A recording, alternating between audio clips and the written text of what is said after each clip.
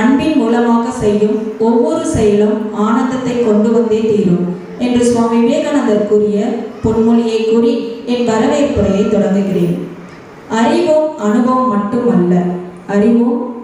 மட்டுமல்ல, மனித நேயமும் பிறருக்கான பணிகளை செய்யும் இத்திருமணத்தின் தவத்திரு சுவாமிஜிகள் அவர்களின் பாதம் பணிந்து இக்கூட்டத்திற்கு அவர்களை வருக வருக என வரவேற்கின்றேன்.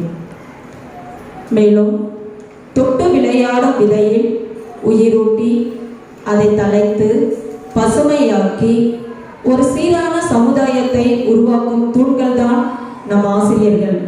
அப்படிப்பட்ட ஆசிரியர்களை இக்கூட்டத்திற்கு நம் அனைவரின் சார்பாக வருக வருக என வரவேற்கின்றோம். குழந்தைகளின் முதல் ஆசிரியர் பெற்றோர்களே. குழந்தைகளின் முதல் ஆசிரியர் பெற்றோர்களே. வாழ்க்கையின் தொடக்க கல்வியை வழங்குபவர்கள், நல்லொழுக்கத்தையும் நற்பண்புகளையும் விதைப்பவர்கள் பெற்றோர்களே.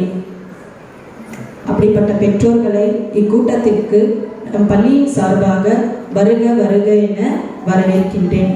மேலும் ஒரு முறை அனைவரையும் இக்கூட்டத்திற்கு வருக வருக என வரவேற்கின்றேன். இக்கூட்டம் எதற்கு அப்படின்னு பார்த்தோம்னா, இன்றைய சமுதாயத்தில் கல்வி மிகவும் முக்கியமானது.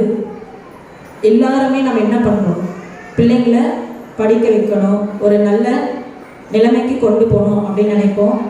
அதை எந்த மாதிரி ஒரு சீரான ஒழுக்கத்தோடு நம்மளுடைய குழந்தைகளை இந்த சமுதாயத்தில் கொண்டு போகணும் அப்படின்றது தான் இக்கூட்டம். நன்னெறி கல்வி, நம்மளுடைய பங்கு எந்த மாதிரி இருக்கணும் அப்படின்றத பற்றி தெரிஞ்சுக்கணும் அப்படின்றதுக்காக தான் நம் பள்ளியில் பார்த்தோம்னா ஆன்மீக சூழலுடன் நற்பண்புகளையும் நல்லொழுக்கத்தையும் தரக்கூடிய பள்ளி தான் நம் பள்ளி.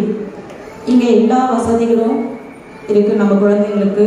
அதோட நம்மளுடைய பெற்றோர்களாக எங்களுடைய பங்கும் ஆசிரியர்களாக எங்களுடைய பங்கும் ரெண்டும் இருந்தால் தான் நம்மளுடைய குழந்தைகளை சமுதாயத்தில் ஒரு உயர்ந்த இடத்துக்கு கொண்டு போக முடியும். அது மட்டும் இல்லாமல் இன்றைய சமுதாயத்தில் ஃபோன், லேப்டாப், கம்ப்யூட்டர் எதுவும் இல்லாமல் இருக்காது. யாராவது நம்ம ஃபோன் வச்சிருக்காமல் இருக்கிறோமா? எல்லா வீட்லேயும் ஃபோன் அவசியமும் ஆயிடுச்சு. அதை எந்த அளவுக்கு பயன்படுத்தணும், எந்த அளவுக்கு குழந்தைங்கக்கிட்ட நம்ம கொடுக்கணும், அதவே பயன்படுத்திட்டு இருந்தாங்கன்னா குழந்தைங்களோட திறமை என்ன ஆகும், குறைய ஆரம்பிக்கும். அதெல்லாம் நம்ம எப்படி தவிர்க்கணும் அப்படின்றத பற்றியெல்லாம் தான் இன்றைக்கி பார்க்க போகிறோம். எப்பயுமே குழந்தைங்க முன்னாடி நல்ல வார்த்தைகளை நம்ம பேசணும். ஏன்னா நான் முன்னே சொன்ன பெற்றோர்கள் தான் முதல் ஆசிரியர்கள். நீங்கள் வீட்டில் எந்த மாதிரி பேசுகிறீங்க, எந்த மாதிரி பிறர்கிட்ட நடந்துக்கிறீங்க, அதை பொறுத்து தான் குழந்தைகளும் ஃபாலோ பண்ணுவாங்க. நம்ம பள்ளியில் எல்லாமே நல்ல பழக்க வழக்கங்களை கற்றுத்தரோம். அதே மாதிரி பெற்றோர்கள் நீங்களும் குழந்தைங்க முன்னாடி எந்த மாதிரி ஒரு வார்த்தையும் பேசக்கூடாது, நல்ல வார்த்தைகளை சொல்லிக் கொடுங்க, நல்ல பழக்கங்களை சொல்லிக் கொடுங்க. உறவினர்களிடம் எப்படி நடந்துக்கணும். இப்போ இருக்கிற குழந்தைங்களாம் பார்த்தீங்கன்னா வீட்டுக்கு யாராவது வந்தால் நல்லா இருக்கீங்களா அப்படின்னு கேட்குற பழக்கம் கூட கிடையாது. ஏன்னா எல்லாமே டிவி, ஃபோன் அதுலேயே இருக்கிறாங்க. அந்த மாதிரி இல்லாமல் உறவினர்களோட முக்கியத்துவம், அவங்கக்கிட்ட எப்படி பேசணும் அதையெல்லாம் போய் கற்றுத்தரணும். பாசிட்டிவாக பேசணும் எப்போ குழந்தைங்கிட்ட. அதாவது உன்னால் முடியும், உன்னால் சாதிக்க முடியும். குழந்தை தப்பு செஞ்சால் உடனே நம்ம என்ன பண்ணக்கூடாது, நம்ம பெற்றோர்கள் என்ன செய்யணும்னா கோவப்பட்டு உடனே ரியாக்ஷன் பண்ணிடுறோம். அந்த மாதிரி இருக்கக்கூடாது. இன்றைய குழந்தைங்க எப்படி இருக்காங்கன்னா, நீங்கள் கோவப்பட்டு அடிச்சிங்க திட்டினீங்க அப்படின்னா அதை அவங்க ரிப்பீட் தான் பண்ணுவாங்க. சரிங்களா? அந்த மாதிரி உடனே சொல்லாமல் கொஞ்ச நேரம் விட்டு அதுக்கப்புறம் பொறுமையாக கூட உட்கார வச்சு பேசுங்க. இந்த மாதிரி செஞ்சால் இந்த மாதிரி தீமைகள் விளையும், அது உங்களோட வாழ்க்கைக்கு நன்மை கிடையாது அப்படின்னு சொல்லிட்டு பொறுமையாக உட்காந்து சொல்லுங்கள். முடிஞ்சால் ஒரு கதை சொல்லி சொல்லுங்கள். இன்றைக்கி நம்மக்கிட்ட நம்மெல்லாம் தாத்தா பாட்டி கிட்டெல்லாம் கதை கேட்டு வளர்ந்துருப்போம், ஆமாவா? இன்று நிறைய வீட்டில் தாத்தா பாட்டி கூட இருக்க முடியாத ஒரு சூழ்நிலை இருந்தாலும் அவங்க நிறையா டிவி சீரியல் இருக்கிறதுனால குழந்தைங்க கூட ஸ்பெண்ட் பண்ண முடியாத சூழ்நிலை. அதனால் பெற்றோர்கள் நீங்களாவது ஒரு கதை எல்லாம் சொல்லி கொடுத்து அதிலிருந்து ஒரு ஒழுக்கத்தையும் சொல்லி கொடுத்து வளர்க்கணும். அதுக்கப்புறமா நிறைய பாசிட்டிவ் அப்ரோச்சோடு இருங்க. எங்கள் பள்ளிக்கூடத்துலேருந்தே நாங்கள் வாரம் ஒரு முறை பிள்ளைங்களை நம்மளோட வளர்த்து கோயில் கூட்டிகிட்டு போவோம். அதே மாதிரி பெற்றோர்கள் நீங்களும் குழந்தைங்களை நல்ல இடத்துக்கு கூட்டிகிட்டு போங்க. முடிஞ்சால் மாதம் ஒரு முறை 2 முறை கோயிலுக்காவது கூட்டிகிட்டு போயிட்டு வாங்க. அவங்களோட மனநிலை எப்படி இருக்கும்? நம்மளோட அதாவது இப்போ இருக்கிற சூழ்நிலையில் வேலை ஓடிட்டு இருக்கிறோம். நம்ம எங்கேயும் நம்மளாலே வெளியே போக முடியல, குழந்தைங்களை எங்கேயும் அழைச்சிட்டு போக முடியல. இருந்தாலையும் அவங்க நன்மைக்காக சில நல்ல இடத்துக்கெல்லாம் கூட்டிகிட்டு போயிட்டு அதையெல்லாம் பார்க்கும்போது அவங்களோட எண்ணங்கள் உயர்ந்து நிற்கும் வாழ்க்கையில். ஓகேங்களா? அதனால் வாழ்க்கையில் மாதம் ஒரு முறையாவது கோயிலுக்கு கூட்டிகிட்டு போயிட்டு வாங்க. நிறைய கதைகளை சொல்லி வளர்ங்க. மீண்டும் ஒரு முறை அனைவரையும் வரவேற்று என்னுடைய முடித்துக் கொள்கிறேன். நன்றி. கருங்குழல் அவிழ்ந்து தொங்கும், கண்களில் கருணை பொங்கும், அருங்குணம் நாணம் ஓங்கும், ஆடையும் தலைமேல் வாங்கும், கரைகளில் வளைகள் தங்கும், பூவின் சரங்கொடு காமம் தீண்டா அன்னை ஸ்ரீ சாரதா தேவி வாழ்க. தவத்திரு சுவாமிஜி அவர்களின் பாதம் பணிந்து என்னுடன் பணிபுரியும் சக ஆசிரியர் அவர்களுக்கும் இங்கே இந்த கூட்டத்தில் கலந்து கொள்ள வந்திருக்கும் பெற்றோர் அனைவர் அவர்களுக்கும் வருங்கால எதிர்கால தூண்களாக இருக்கும் மாணவ செல்வங்கள் அனைவருக்கும் என் முதற்கண் வணக்கத்தை தெரிவித்துக் கொள்கிறேன். நல்ல நல்ல பிள்ளைகளை நம்பி இந்த நாடே இருக்குது தம்பி என்று பாடல் வரிகள் கேட்டிருப்பீங்க. குழந்தைகள் வளர்ப்பதில் இன்றைய சூழ்நிலையில் மிகவும் பொறுப்பும் சவால்களும் நிறைந்த ஒன்றாக இருக்கிறது. நல்ல குழந்தைகளை வளர்ப்பதில் இன்று நாம் மிகப்பெரிய சவால்களை எதிர்கொண்டு இருக்கிறோம். அதில் மிகவும் முக்கியமானதை நான் கூற வந்திருக்கிறேன். முதலில் நம்ம பார்க்க போகிறது உணவு பழக்க வழக்கங்கள். நாம் இந்த குழந்தைய முதல் டைம் ஸ்கூலுக்கு அனுப்பும் போது காலையிலே நம்மளோட சவால் தொடங்குது. முதல்ல அந்த காலையிலே நாம் நல்ல ஊட்டச்சத்தான உணவை கொடுத்து அவர்களை குழந்தைகளை பள்ளிக்கு அனுப்புவதில் நமக்கு மிகவும் சிரமம் ஏற்படுகிறது. இதற்கு காரணம் ஜங்க் ஃபுட். கடையில் எங்கே போய் நம்ம பார்த்தாலும் ஜங்க் ஃபுட்டு தான் இருக்குது.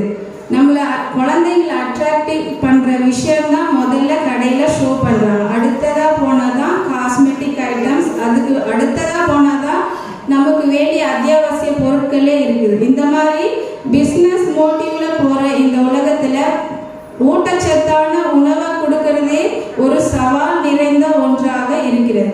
அதனால குழந்தையிலிருந்தே நீங்கள் ஊட்டச்சத்து உணவுகளை, காய்கறிகள், பழங்கள் இவற்றை கொடுங்கள்.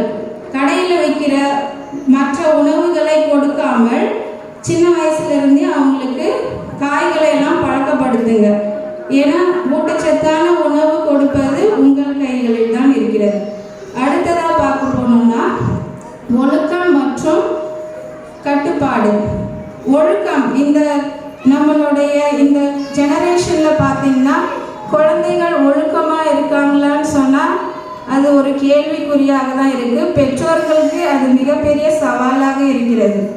நம்ம நண்பர்கள் பார்க்குறோம், நண்பர்கள் எப்படி பழகுறாங்க, தாய் தந்தைகள் எல்லாம் எப்படி இருக்காங்கன்னு அதை பார்த்து தான் கற்றுக்குது. சமூகத்தில் இருந்து எல்லாத்தையும் கற்றுக்குது. அதனால முதல் விஷயங்கள் வீட்டிலிருந்தே நீங்கள் துவங்க ஆரம்பிக்க வேண்டும். வீட்டில் நல்ல விஷயங்கள், ஒரு குழந்தை ஒழுக்கமாக இருக்குதுன்னாக்கா ஒரு வேலை, சின்ன சின்ன வேலையாக குழந்தைங்க செய்கிற மாதிரி, அவங்க வேலையாக அவங்களே செய்கிற மாதிரி கொஞ்சம் பழக்கினீங்கன்னா அது பெரியவங்க ஆக ஆக அவங்களுக்கு நல்ல பழக்கங்கள் வரும். இப்போ ஸ்கூல்லேருந்து வந்தாங்கன்னா செப்பலை எடுத்துகிட்டு போய் அந்த ரேக்கில் வைக்கிறது, அப்புறம் கீழே உக்காந்து அமைதியாக பொறுமையாக சாப்பிட்றது, கீழெல்லாம் இறையாமல் உணவோட முக்கியத்துவத்தெல்லாம் சொல்லி வளர்க்குறது. வெளியில் போனால் எப்படி ஒரு கூட்டத்துக்கு போனால் அந்த இடத்துல எப்படி இருக்கணும்னு சின்ன வயசுலேருந்தே நீங்கள் சொன்னாதான்.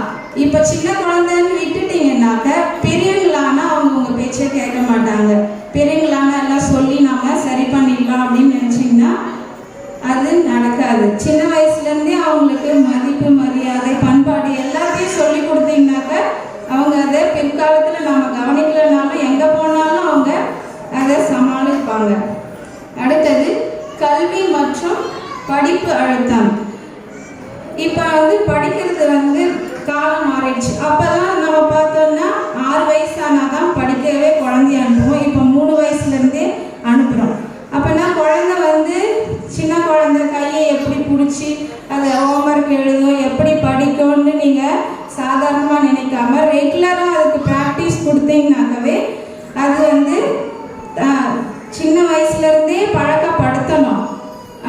இந்த மாதிரி அவங்களுக்கு என்ன தெரியுதோ அதை 1 நிமிஷம் இல்லை 1/2 hour அவங்க கூட உக்காந்து அவங்களோட பழக்கப்படுத்திட்டிங்கன்னா பிற்காலத்தில் நம்ம அதே மாதிரி நாம் பெரியவங்களானாலும் அதை ஃபாலோ பண்ணிப்பாங்க.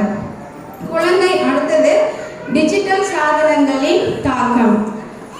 எங்கே போனாலும் இப்போ எல்லாமே டிஜிட்டல் சாதனமாகவே இருக்குது. எல்லா குழந்தைகளும் ஏஐயோட தான் இருக்காங்க.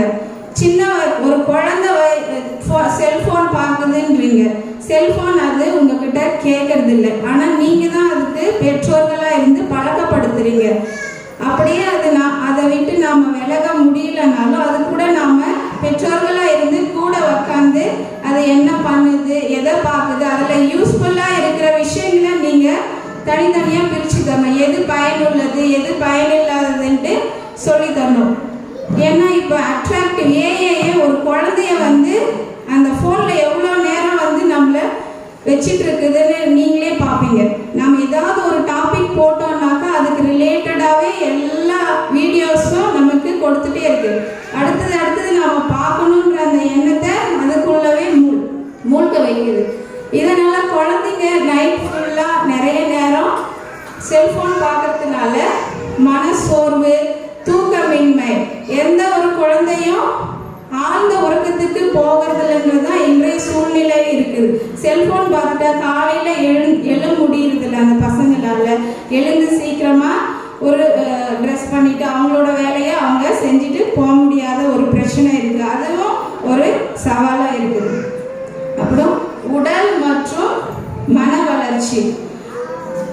இப்போ பார்த்தீங்கன்னா குழந்தைங்களுக்கு நல்ல ஊட்டச்சத்து, எங்கே பார்த்தாலும் ஜங்க் ஃபுட். ஒரு கடைக்கு நீங்கள் கூட்டிகிட்டு போனால் அங்கே ஏதாவது குழந்தைங்களை வாங்கி கொடுத்தா தான் அவங்க வந்து சாட்டிஸ்ஃபேக்ஷனாக இருக்காங்க. இல்லைன்னாக்க அழுது அடம் பிடிச்சி அதை வாங்குறாங்க. ஒரு குழந்தை அழுது அடம் பிடிக்குதுன்னா அது சின்ன வயசில் ஒரு அப்பா இருக்காருனாக்க அவர் வந்து வெளியே போகிறாருன்னா ஒரு பேண்ட் ஷர்ட் போட்டுட்டு வண்டி எடுத்துகிட்டு போகிறாரு அப்படின்னு சொன்னாக்க நீங்கள் வந்து குழந்தைய வண்டியில் உட்கார வச்சு ஒரு ரவுண்டு கூட்டிகிட்டு போயிட்டு வருவீங்க. அதுவே பழக்கமாக டெய்லியும் என்ன வெளியில் ஒரு ரவுண்ட் கூட்டிகிட்டு போயிட்டு வந்தால் தான் நான் வந்து சாட்டிஸ்ஃபேக்ஷனாக இருக்கும் அந்த குழந்தை. இல்லைன்னா அழுது அடம் பிடிக்கும். நான் அதிலிருந்தே அழுது அடம் பிடிக்க ஆரம்பிச்சிருது. இதனால் என்ன பண்ணுது, எந்த ஒரு விஷயத்துக்கும் நம்ம அழுதா அது கிடைச்சிடும் அப்படின்ற எண்ணம் வந்துடுது. அதனால் பேரண்ட்ஸ் நீங்கள் சின்ன வயசுலேருந்தே கொஞ்சம் அலர்ட்டாக இருந்தீங்கன்னாக்கா அதிலிருந்து நீங்கள் கொஞ்சம் மாறுதலை ஏற்படுத்தலாம். அப்புறம் சமூக பழக்க வழக்கங்கள். இன்றைக்கு பார்த்தீங்கன்னா சமூக பழக்க வழக்கங்கள் குழந்தைங்க வெளியில் போயிட்டு அவங்க யார் கூட பழகுறாங்க, யார் கூட இருக்காங்க அப்படின்றதெல்லாம் பார்க்குறதே கொஞ்சம் ரேராக இருக்குது. பெற்றோர்கள் அவங்களோட வேலையை அவங்க கவனிச்சிட்டு இருக்கீங்க. குழந்தைங்க எங்கே போகிறாங்க என்ன பண்ணுறாங்கன்றதையும் கவனிக்க முடியறதில்ல. அவங்க நல்ல நண்பர்கள். அதுவும் இல்லாமல் ஃபோன் வந்ததுலேருந்து ஃபோனை பார்த்துட்டு அதிலே பேட் ஹேபிட் எல்லாம் கற்றுக்குறாங்க. அதனால சமூக பழக்க வழக்கங்களை அவங்களுக்கு சொல்லி கொடுக்கணும். நல்ல மற்றவங்களை பார்த்தா மரியாதையாக பேசணும். யாராக இருந்தாலும் உங்களுக்கு பிடிச்சிருக்கோ பிடிக்கலையோ பிள்ளைகள் முன்னாடி மற்றவங்கள மரியாதையாக பேசுறதுக்கு கற்றுக் கொடுங்க. மற்றவங்கள வாடா போடா அப்படின்னு சொல்கிறதெல்லாம் எல்லாரையுமே ஒரு செலிப்ரிட்டியாக இருந்தாலே அவங்கள அவன் இவன் சொல்கிறது, நீங்கள் அவங்கள பார்த்து தான் அவங்க அதை கற்றுக்குறாங்க. அதனால் எல்லாருக்குமே மரியாதை கொடுக்குற மாதிரி சொல்லணும். அப்புறம் நல்ல ஒரு தாத்தா பாட்டின்னா ஒரு பர்த்டேனாக்கா அவங்க காலில் விழுந்து ஆசீர்வாதம் வாங்குறது. அப்புறம் வீட்டுக்கு யாராவது வந்தாங்கனாக்கா அவங்கக்கிட்ட வந்து பேச வைங்க. குழந்தைங்கன்னு நீங்கள் விடாமல் அவங்களுக்கு வந்து வணக்கம் சொல்கிறது, அதெல்லாம் நம்மளுடைய பாரம்பரிய பண்பாடுகள். அதெல்லாம் சொல்லி கொடுத்து சின்ன வயசு அவங்களுக்கு என்ன தெரியும்னு விடாமல் இப்போ இருந்து நீங்கள் ஸ்டார்ட் பண்ணிங்கன்னா அவங்க பெரியவங்களானா கூட அதை பழக்கப்படுத்திப்பாங்க. இன்றைய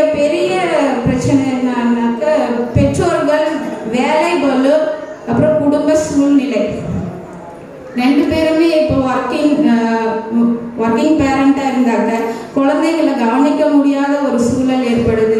ஒரு தாத்தா பாட்டி கிட்ட விடலாமல் தாத்தா பாட்டியும் ஒரு வீட்டில் இல்லாமல் இருக்காங்க. அப்போ வேலை சுமையால் அவங்க வந்த உடனே பெற்றோர்கள் தங்களுடைய குழந்தையை கவனிக்காமல் அவங்க வேலையை கவனிச்சுட்டு அவங்க தூங்கிடுவாங்க. ஆனால் அந்த மாதிரி தூங்கும்போது இந்த குழந்தை ஃபோனவே பார்த்துட்டு இருந்தால் எந்த ஒரு பழக்கம் என்ன பண்ணுறது அப்படின்றதெல்லாம் ஃபோன் சொல்லி தராது.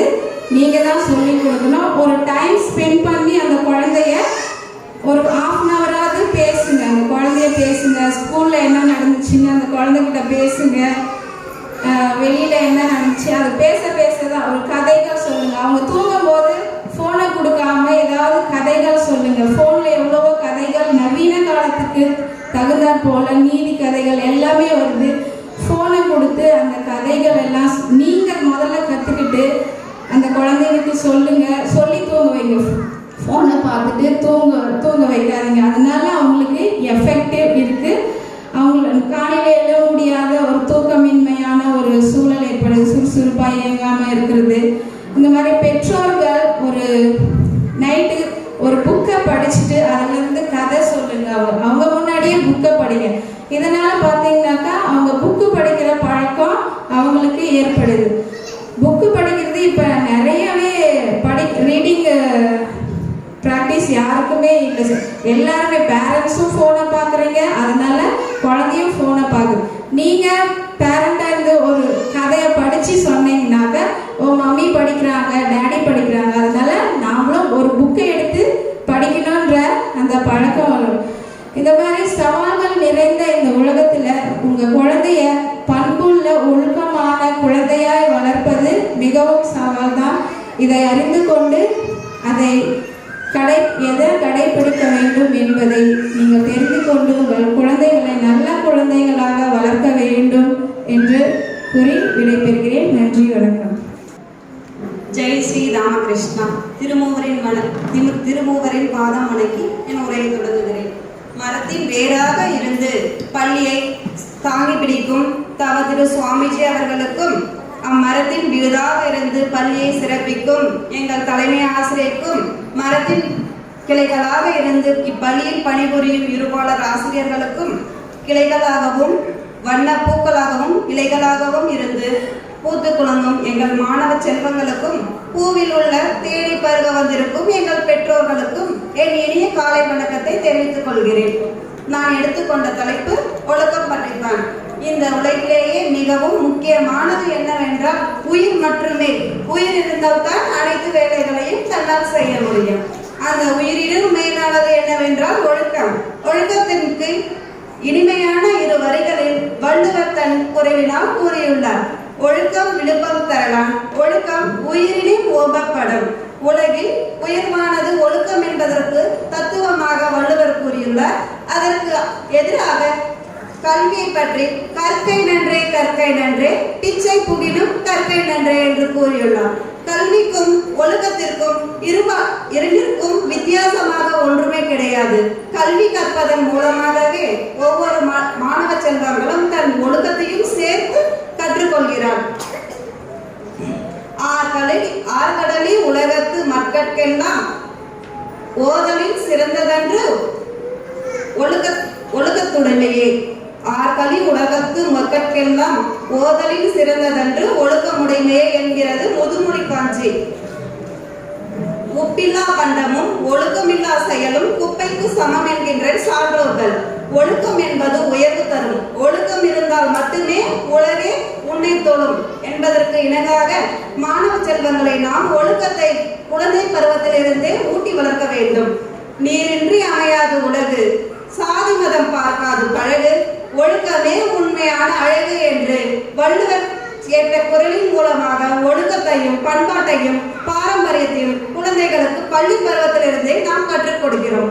பள்ளி பருவத்தில் கவனத்துடனும் ஒழுக்கத்துடனும் நடந்து கொள்ளாவிட்டால் வாழ்க்கை எனும் பாதையில் வழுக்கி விட நேரும்.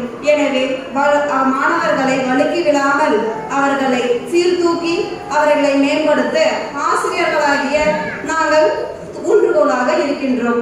ஒரு மனிதன் பிறக்கும் போது எதுவும் கொண்டு வருவதில்லை, அதே போல் போகும்போதும் எதுவும் கொண்டு செல்வதில்லை.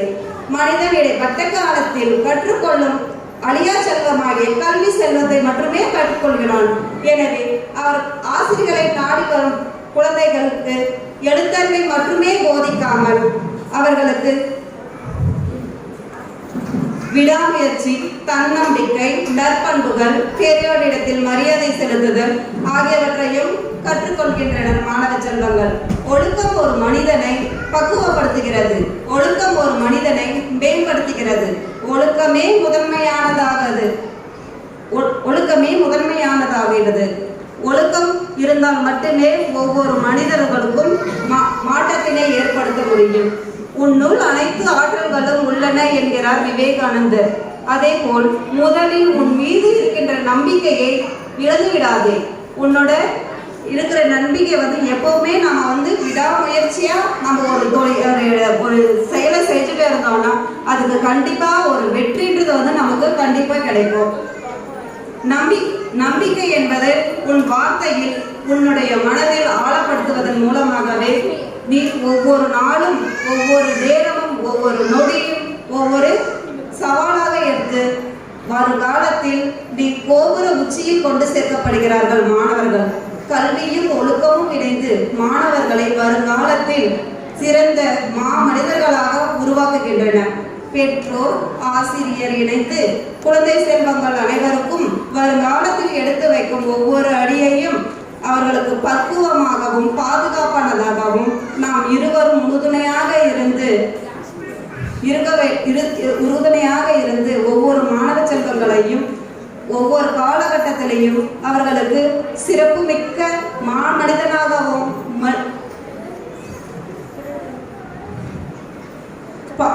சிறந்ததாகவும் பெற்றோர்கள் இருந்து ஆசிரியராக இருந்து உறுதுணையாக பங்கேற்க வேண்டும் என்று என் உரையை முடித்துக் கொள்கிறேன். நன்றி, வணக்கம்.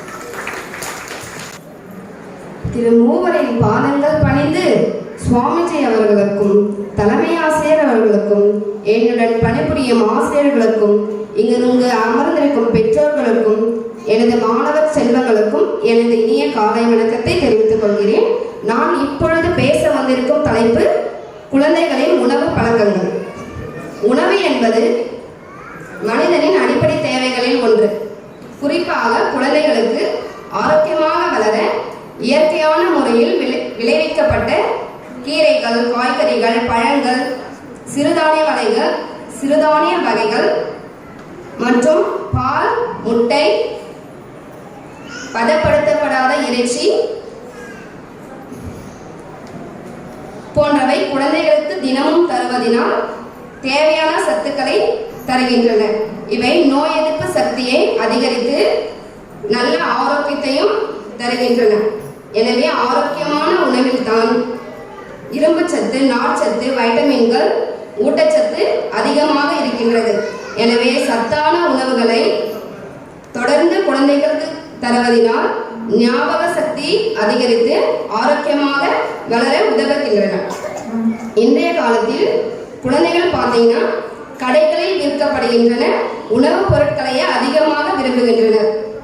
அதில் chocolate, pizza, burger, instant food, fast food இந்த மாதிரி உணவுகளை சாப்பிடுவதனால் உடலுக்கு தீமையை மட்டுமே விளைவிக்கும். இதில் அதிகமான ரசாயனம், உப்பு, சர்க்கரை போன்ற கலப்பதினால் இதை சாப்பிட குழந்தைகளுக்கு கொடுக்கக்கூடாது. எனவே பெற்றோர்கள் குழந்தைகளுக்கு இது மாதிரி ரசாயனம் கலந்த பொருட்களை வாங்கி தராதீங்க.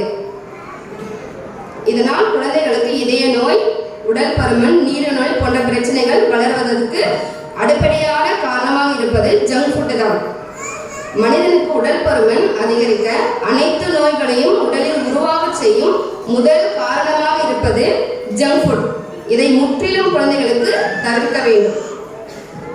எனவே உணவே மருந்து, மருந்தே உணவு என்று கூறுவது போல வாழ்க்கையில் குழந்தைகளுக்கு நல்ல ஆரோக்கியமான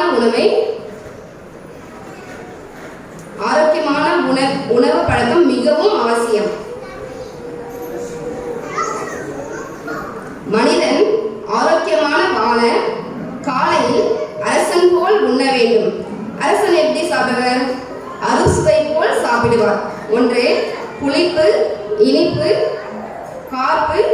துவர்ப்பு, கசப்பு இவ்வாறு வயிறு நிறைய சாப்பிடுவார் அரசர். அதே போல் காலையில் நம் குழந்தைகளுக்கு வயிறு நிறைய சாப்பிட வைத்துதான் பள்ளிக்கூடத்திற்கு அனுப்ப வேண்டும்.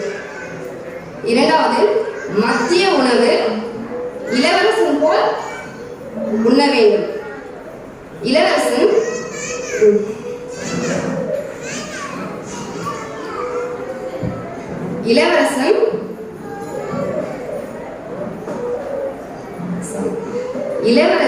அளவோடவே சாப்பிடுவார். அதே போல் நம் குழந்தைகளுக்கு அளவோடு மதிய உணவு கொடுத்தனுப்புவது ரொம்ப நல்லது.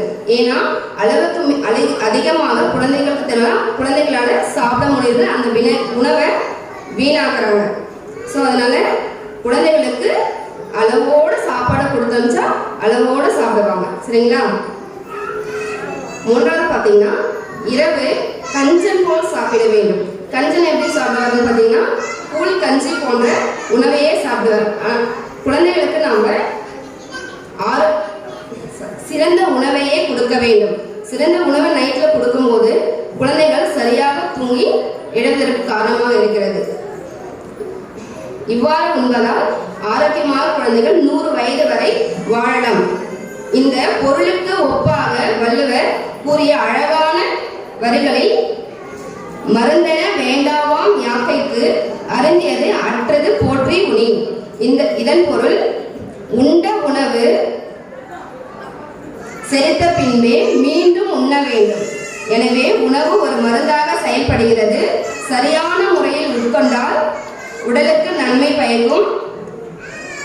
தவறாக பயன்படுத்தினால் உடலுக்கு தீமை பயக்கும். எனவே குழந்தைகளுக்கு சத்தான உணவுகளை கொடுக்க வேண்டும் என்று பெற்றோர்களிடம் கேட்டுக்கொள்கிறேன். நன்றி, வணக்கம். திருமூவரின் பாதம் பணிந்து இங்கு அமர்ந்திருக்கும் திரு சுவாமிஜி அவர்களுக்கும், பள்ளி தலைமை ஆசிரியர் அவர்களுக்கும், சக பணிபுரியும் ஆசிரியர்களுக்கும், இங்கு வந்திருக்கும் பெற்றோர்களுக்கும் என்னோட முதற்கண் வணக்கத்தை தெரிவித்துக் கொள்கிறேன். அதாவது இப்போ நான் பேச போகிற டாபிக் என்ன அப்படின்னா, ஆரோக்கியம், குழந்தைங்களோட ஆரோக்கியம், உடல் சுத்தம். இது நம்ம குழந்தைங்க எப்படி பார்த்துக்கணும் அப்படின்னு சொல்ல போகிறேன். அதாவது ஒரு செடியை நம்ம நடுறோம், அது சரியில்லாம இடத்துல நட்டு வச்சுட்டு அதுக்கு சரியான தண்ணி, சூரிய ஒளி, காற்று இது எதுவுமே கிடைக்காம நம்ம அந்த செடி நல்லா வளரும், அது நம்மளுக்கு பின்னாடி பலன் தரும் அப்படின்னு எதிர்பார்த்தோம்னா அது வளருமா? வளராது. ஏன் அப்படின்னா அதுக்கு தேவையான சூரிய ஒளி, காற்று எல்லாமே அதுக்கு சரியாக இருந்தால் தான் அது ஒரு செடி மரமாக வளரும். ஸோ அது போல் நம்ம குழந்தைங்களுக்கு உணவு, உடை, அப்புறம் இது நம்ம இருக்கிற இடம், சுற்றுப்புறம், இது எல்லாமே நம்ம தூய்மையாக வச்சுருக்கணும். கொடுக்குற உணவு நல்ல சத்தான உணவாக கொடுத்தா அப்படின்னா அந்த குழந்தை எந்த நோய் நொடியும் இல்லாமல் சமுதாயத்தில் வளரும். சரிங்களா? அதாவது பாரதியார் சொன்னது போல, ஓடி விளையாடு பாப்பா, நீ ஓய்ந்திருக்கலாகாது பாப்பா, கூடி விளையாடு பாப்பா, ஒரு குழந்தையை வையாதே பாப்பா. இப்போ இருக்கிற குழந்தைங்க பார்த்தீங்கன்னா சரியாக போயிட்டு விளையாடுறதே கிடையாது. பெற்றோர் ஃபஸ்ட்டு அவங்களுக்கு நல்லா விளையாட வைங்க. ஈவினிங் டைமில் நல்லா அந்த வெயில் இருக்கிற இடத்துல கொஞ்சம் நேரம் வெயில் படுற மாதிரி விளையாட வைக்கணும். எப்போ பாரு ஃபோனு, லேப்டாப்பு, டிவி இதெல்லாம் பார்த்துட்டு இருக்கிறதுனால அவங்களுக்கு அந்த சூரிய ஒளியில் கிடைக்கிற நம்மளுக்கு அந்த விட்டமின் கூட அந்த குழந்தைங்களுக்கு கிடைக்காம போகுது. ஸோ அதெல்லாம் அவாய்ட் பண்ணிவிட்டு குழந்தைங்க நல்லா விளையாட வைக்கணும். அப்போ தான் அவங்களுக்கு எந்த ஒரு நோய் நொடியும் இல்லாமல் நல்லா இருக்க முடியும். அது மட்டும் இல்லாமல் நம்ம கொடுக்குற உணவு நல்ல சத்தான உணவை கொடுக்கணும். எப்படின்னா நல்லா கடையில் விளம்பரம் பண்ணுற மாதிரி ஹார்லிக்ஸு, பூஸ்ட்டு, காம்ப்ளான் அதெல்லாம் கொடுத்தா பசங்க நல்லா வளருவாங்க அப்படின்னு நாம் நினைக்கிறது தப்பு. ஏன் அப்படின்னா அவங்க நல்லா வளருவாங்க. ஏன்னா அதை நல்லா விளம்பரம் பண்ணிட்டு அது நல்லா சேல்ஸ் ஆகிறதுனால அவங்க தான் நல்லா வளருவாங்க. பசங்க அது எந்த ஒரு யூஸும் கிடையாது. அவங்க சத்தான உணவு அப்படின்னு பார்த்தீங்கன்னா சிறுதானிய உணவு, நம்ம பாரம்பரிய உணவான நிறைய அந்த கேழ்வரகு, கூழ், கறி இதெல்லாம் வந்து டெய்லியுமே வந்து குழந்தைங்களுக்கு கொடுங்க. ராகி மாவு ரொட்டி, சுண்டல், இந்த மாதிரி வந்து டெய்லியுமே வந்து சத்தான உணவு வந்து பசங்களுக்கு கொடுத்தீங்கன்னா அவங்களுக்கு நோய் எதிர்ப்பு சக்தி வந்து அதிகமாக இருக்கும், உடலும் வந்து ஆரோக்கியமாக இருக்கும். எளிதில் வந்து அவங்களுக்கு வந்து எந்த ஒரு நோய் நொடியும் இல்லாமல் இருந்தாங்கன்னாவே அவங்க நல்லா ஆரோக்கியமாக வந்து இருப்பாங்க.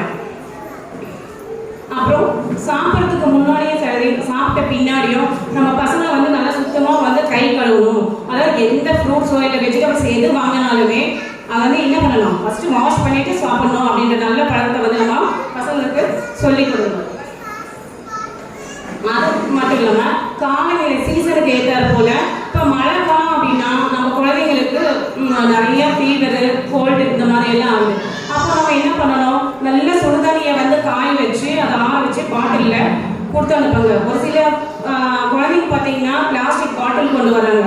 ஸோ அதெல்லாம் வந்து அவாய்ட் பண்ணிட்டு சில்வர் பாட்டிலை வந்து பேரண்ட்ஸ் கொடுத்து அனுப்பணும் அப்படின்னு வந்து வேண்டிக்கிறேன். அது மட்டும் இல்லாமல் நம்ம வந்து இருக்கிற இடத்தையும் வந்து நல்லா சுத்தமாக தூய்மையாக வச்சுக்கணும். சுவர் இருந்தால்தான் வந்து சீக்கிரம் வரைய முடியும் அப்படின்னு சொல்றதுக்கு ஏற்ப நம்ம சுவர் அப்படின்ற உடல் வந்து நாம் நல்லா இருந்தால்தான் வாழ்க்கை அப்படின்ற சித்திரத்தை வந்து நம்ம வரைய முடியும். அடுத்ததாக சீருடை. அதாவது குழந்தைங்க வந்து பார்த்தீங்கன்னா சீருடை என்பது மாணவர்களுக்கு ஏழை பணக்காரன் அப்படி எந்த ஒரு வித்தியாசம் இல்லாமல் அவங்க சமமாக வந்து இருக்கணும் அப்படின்றதுக்காக தான் வந்து அந்த சமத்துவத்தை வந்து மாணவர்கள் தெரிஞ்சுக்கணுன்றதுக்காக தான் வந்து சீருடையை வந்து நம்ம ஸ்கூலில் வந்து கொடுக்குறோம். அந்த சீருடை பார்த்தீங்கன்னா குழந்தைங்க ஒரு சிலர் மண்டே யூனிஃபார்ம் வந்து டியூஸ்டே யூனிஃபார்ம் வெனஸ்டே அந்த மாதிரி வந்து ஒரு சில குழந்தைங்க வந்து மாற்றி மாற்றி போட்டு வராங்க. அதை வந்து குழந்தைங்க பெற்றோராக நாம தான் வந்து கரெக்டாக வந்து கொடுத்துக்கிற கால அட்டவணைப்படி இன்னைக்கு என்ன ட்ரெஸ் போட்டு அனுப்பணும், எந்த கலரில் வந்து கொடுத்து அனுப்பணும் அப்படின்னு வந்து நம்ம பசங்களுக்கு வந்து கரெக்டாக வந்து அந்த யூனிஃபார்மை வந்து போட்டு அனுப்பணும். அதாவது நாங்கள் மே மாதம் அட்மிஷனில் இருந்தப்போ ஒரு சில பேரண்ட் கிட்ட நாங்கள் கேட்டோம். அதாவது இந்த சரௌண்டிங்கில் வந்து நிறைய ஸ்கூல்ஸ் இருக்குது, ஆனால் நீங்கள் மடத்தில் வந்து ஏன் சேர்க்குறீங்க அப்படின்னு கேட்குறப்போ அந்த பேரண்ட்ஸ் சொன்னாங்க, மடத்தில் படித்தா வந்து என்னோட குழந்தை நல்ல ஒழுக்கமாக வளருவான், அவங்களுக்கு வந்து ஒழுக்கம் இருந்தாவே கல்வி வந்து தானாக வரும் அப்படின்னு சொன்னாங்க. ஸோ அந்த மாதிரி ஒரு பள்ளியோட சீருடை அப்படின்றது ஒரு மாணவனோட ஒழுக்கம், பள்ளியோட மரியாதையை வந்து சேர்த்து கொடுக்குது. அப்போ அந்த உடையை வந்து நம்ம வந்து கரெக்டாகவும் சுத்தமாகவும் வந்து நம்ம பசங்களுக்கு வந்து போட்டு அனுப்பணும். உடல் சுத்தம், அதுதான் அதாவது உடல் சுத்தம். நாம் வந்து எப்படி வந்து உடலை வந்து சுத்தமாக வச்சுக்கணும் அப்படின்னா, நம்மளுக்கு ஒரு பழமொழி இருக்கு, கூழானாலும் குளிக்கு குடி, கந்தையானாலும் கசக்கி கட்டு அப்படின்ற சொல்ல பழமொழிக்கு ஏற்ப நம்ம எது சாப்பிட்டாலுமே வந்து அது சுத்தமாக வந்து நாம் சாப்பிடணும். காலையில் டெய்லியுமே வந்து குழந்தைங்களுக்கு வந்து குளிக்க வச்சு தான் அனுப்பணும். குளிக்காம வந்து எந்த பசங்க ஒரு சில குழந்தைங்க வந்து ஏன் யாரை வந்து குளிக்கல அப்படின்னு வந்து கையை தூக்குவாங்க, ஏன்னா மம்மிக்கு வந்து டைம் இல்லை அதனால வந்து குளிக்க வச்சு அனுப்பல அப்படின்னு சொல்றாங்க. ஸோ வந்து நம்ம எந்த இதை வேலையாக இருந்தாலையும் பசங்க டெய்லியுமே வந்து குளிக்க வச்சு அனுப்பணும். காலை மற்றும் இரவு வந்து டெய்லியுமே வந்து 2 times வந்து குழந்தைங்க வந்து நல்லா ப்ரஷ் பண்ண சொல்லுங்க. அது மட்டும் இல்லாமல் நகம் வாரத்துக்கு ஒரு டைம் வந்து நகத்தை வந்து வெட்டி அனுப்புங்க. ஏன்னா ஒரு சில குழந்தைங்க வந்து பார்த்தீங்கன்னா நகம் வந்து அதிகமாக வளர்த்து வச்சுட்டு இருக்கிறாங்க, அது அவங்களுக்கு வந்து ஒரு நல்ல ஆயுதமாகவும் வந்து யூஸ் பண்ணிக்கிறாங்க. ஏதாச்சும் பண்ணாங்க பக்கத்தில் இருக்க பசங்களை கிள்றதுக்கு அது மாதிரி. ஸோ அது மட்டும் இல்லாமல் அதில் நிறைய அழுக்கு சேர்றதுனால நோய் கிருமி சேர்ந்து அவங்க உடம்பு சரியில்லாமல் அந்த இதெல்லாம் ஆகிறதுக்கு அது நிறைய வாய்ப்பு இருக்குது. ஸோ அதனால நகத்தையும் வந்து நல்லா கட் பண்ணி அனுப்புங்க. மாதத்துக்கு ஒரு முறை வந்து அந்த தலைமுடியை வந்து நல்லா வெட்டி அனுப்புங்க. ஒரு ஸ்கூலில் வந்து பசங்க படிக்கிறாங்கன்னா அந்த சினிமாவில் நம்ம பார்க்குற மாதிரி நம்ம குழந்தைங்க இருக்கணும் அப்படின்ட்டு கோட் போட்டு அனுப்புறது, காலை சுற்றி மொட்டையாக வெட்டி அனுப்புறது, அதை பார்த்தா எங்களுக்கு கஷ்டமாக இருக்குது. நல்லா இருக்கிற குழந்தைங்க வந்து இந்த மாதிரி வந்து வெட்டி அனுப்புகிறாங்க அப்படின்ட்டு. ஸோ அதனால் அந்த மாதிரி எல்லாம் அனுப்பாமல் கரெக்டாக வந்து ஸ்கூல் படிக்கிற குழந்தைங்க இப்படி தான் வெட்டணும், இப்படி தான் இருக்கணும்னு நீங்கள் சொல்லி பேரண்ட்ஸ் நீங்கள் கூட போகிறீங்க, அவங்களுக்கு கரெக்டாக சொல்லி வெட்டி கூட்டிகிட்டு வாங்க. அது மட்டும் இல்லாமல் நம்ம வந்து காலையில் எழுந்திரிச்சதும் பல்லு தொடக்கம் வந்து ப்ரஷ் பண்ணாமல் எதையும் வந்து சாப்பிடக்கூடாது அப்படின்ற ஒரு நல்ல பழக்கத்தை வந்து பசங்க சொல்லிக் கொடுங்க. தேவையில்லாத வந்து நொறுக்கு தீனிங்க வந்து அதிகமாக சாப்பிடக்கூடாது. சத்தான உணவை வந்து சாப்பிடணும், அதாவது எது சாப்பிட்டாலுமே அளவோட தான் சாப்பிடணும். அது அளவுக்கு அதிகமாக வந்து நம்ம எதையும் சாப்பிடக்கூடாது அப்படின்ற வந்து நம்ம பசங்களுக்கு நம்ம எல்லாமே சொல்லி வளர்த்தாலே அவங்களுக்கு எந்த ஒரு நோயும் நொடியும் எதுவுமே வராமல் ஆரோக்கியமாக நல்லா வளமோடும் நலமோடும் இருப்பாங்க அப்படின்னு சொல்லி எனக்கு வாய்ப்பளித்த அனைவருக்கும் நன்றி, வணக்கம். ஓம் ஸ்ரீ குருப்யோ நமः. ஓம் ஸ்தாபகாய ஜகன்யஸ்ய சர்வதர்மஸ்வரூபிணே அவதார வரிஷ்டாய ராமகிருஷ்ணாய தே நமः. ஜனனீம் சாரதாம் தேவி ராமகிருஷ்ணம் ஜகத்குரும் பாதபத்மேதயோ ஸ்ருத்வா பிரணமாமி முகுர்முகுः. நமஸ்ரீ யதிராஜாய விவேகானந்தசூரயே சச்சித்சுகஸ்வரூபாய சுவாமினே தாபகாரிணே. கருங்குழல் அவிழ்ந்து தொங்கும், கண்களில் கருணை பொங்கும், அருங்குண நாணம் போகும், ஆடையின் தலைமையில் வாங்கும், கரங்களில் வளைகள் தங்கும், சரங்கோடு காமன் தீண்டா சாரதா அன்னை. இந்த கூட்டத்தில் வந்திருக்கக்கூடிய உங்கள் அனைவருக்கும் ராமகிருஷ்ண மடம் மற்றும் நமது பள்ளியின் சார்பாக அனைவருக்கும் உங்களுடைய வணக்கத்தை தெரிவிச்சுக்கிறேன். அதாவது போன ஆண்டிலிருந்து தான் நம்ம இந்த கூட்டம் வச்சிருக்கிறோம். என்னன்னா பெற்றோர்களுக்கான பண்பாட்டு பயிற்சி. அதாவது கொஞ்ச நேரமாக அவங்களும் டைம் ஸ்பெண்ட் பண்ணி சில விஷயங்களை தெரிந்து கொள்ள வேண்டும் அப்படின்னு சொல்லி. இப்போ பாருங்க, மொத்தம் நமது கேஜி செக்ஷன்ல 105 குழந்தைகள் படிக்கிறாங்க. பல வாரம் ஆசிரியர் மூலமா தெரிவிக்கப்பட்டு இப்ப எத்தனை பேர் வந்திருக்கிறாங்க? என்ன ஒரு 60 பேர் வந்திருப்பாங்களா? அவ்வளவுதான் வந்திருப்பாங்க. கிட்டத்தட்ட ஒரு 50 பேர் கிட்ட வரல இல்லையா? 50 பேர் கிட்ட வரல. நம்ம கிட்ட இருக்கிற சின்சியாரிட்டி தான் நம்ம பிள்ளைங்க கிட்ட இருக்கு. நல்லா தெரிஞ்சுக்கணும். இப்போ உங்களை எல்லாம் உட்கார வச்சுட்டு நான் ஒரு கேள்வி கேட்கிறேன். பெற்றோர்களுக்கு எல்லாம் ஒரு கேள்வி கேட்கிறேன். என்ன கேள்வி அப்படின்னா, உங்களுடைய லட்சியம் என்ன அப்படின்னு நான் கேட்கிறேன். எல்லாரும் ஒரு லட்சியத்துக்கு தானே வாழ்ந்துட்டு இருக்கிறோம். எல்லாம் சும்மா வாழ்றோமா? கிடையாது. எல்லாரும் ஒரு லட்சியத்துக்காக வாழ்றோம். உங்க எல்லாரையும் தனியா உட்கார வச்சுட்டு ஒவ்வொருத்தரையா நான் கேள்வி கேட்கிறேன். உன்னோட லட்சியம் என்ன, உன்னோட லட்சியம் என்ன, உன்னோட லட்சியம் என்ன? நீங்க எல்லாம் என்ன கலெக்டர் ஆக போறேன்னு சொல்ல போறீங்களா? இல்ல பெரிய கோடீஸ்வரன் ஆக போறேன்னு சொல்ல போறீங்களா? இப்போ உங்களுடைய லட்சியம் என்ன? என்ன? குழந்தைய நல்லா வளர்க்கணும், குழந்தைய நல்லா படிக்க வைக்கணும், குழந்தைய ஒரு சமுதாயத்துல நல்லபடியா கொண்டு போய் வைக்கணும். சரி, இதே ஹால்ல ஒரு 10 டிஸ்ட்ரிக்ட் கலெக்டர் கூட்டிட்டு வருவோம். இந்த ஏரியாவில் இருக்கிற 10 டாக்டர் கூட்டிட்டு வருவோம். 10 டாக்டர் நம்ம ஸ்கூல் ஹெட் மாஸ்டர் அம்மாவும் சேர்த்துக்கலாம். இங்க இருக்க டீச்சர்ஸ் எல்லாரையும் உட்கார வைக்கணும்.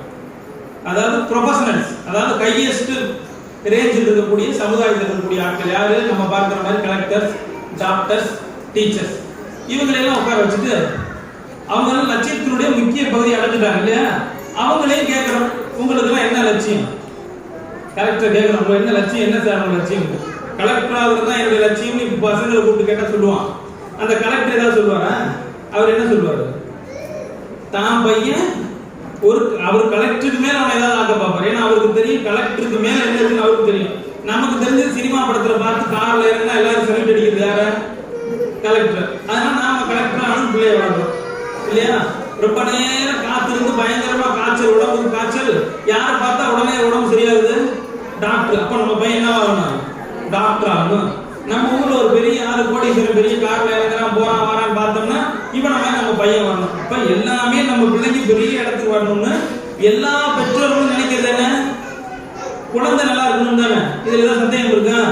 இது ஃபர்ஸ்ட் பாயிண்ட். இதெல்லாம் ஞாபகத்தில் வச்சுக்கோங்க. இப்போ உங்க எல்லாருடைய லட்சியம் என்ன? குழந்தை நல்லா இருக்கணும். உங்க எல்லாருடைய பாடுபடுறது இருக்கு, குழந்தை நல்லா இருக்கணும்.